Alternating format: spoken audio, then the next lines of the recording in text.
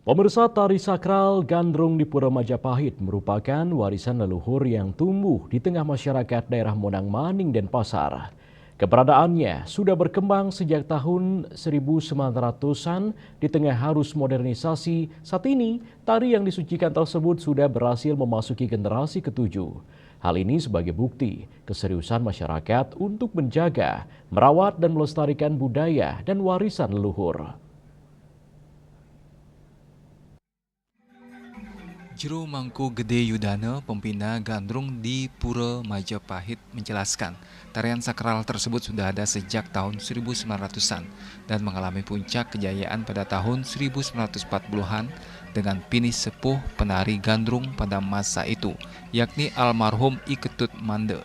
Tari Gandrung Monang Maning sebagai varian sakral tari Gandrung sejak tahun 2013 telah ditetapkan sebagai warisan budaya tak benda, bersifat sakral dan disucikan. Meski di tengah arus modernisasi, pihaknya mengaku tidak mengalami kesulitan untuk menyiapkan regenerasi penari Gandrung.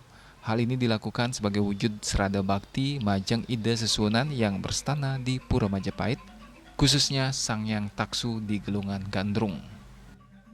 Lihat dari sejarah perkembangannya, sesungguhnya tari Gandrung ini muncul di zaman feodalisme.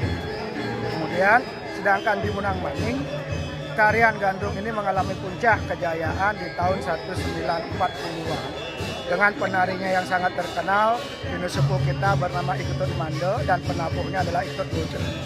Beliau adalah istilahnya maestro daripada tari kegandrungan di Monang Maning. Kenapa? Karena di tangan beliau lah tari Gandrung Monang Maning sangat terkenal. Apalagi sekarang kita lihat generasi muda di Banjar Monang Maning luar biasa. Penggenerasiannya, kemudian dari segi eksistensinya, kemudian dedikasinya kita lihat.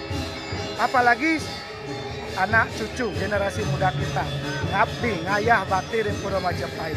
Kebetulan juga Gelungan Gandrung ini berstana di Pura Majapahit. Itulah keunikan di Pura Majapahit ini.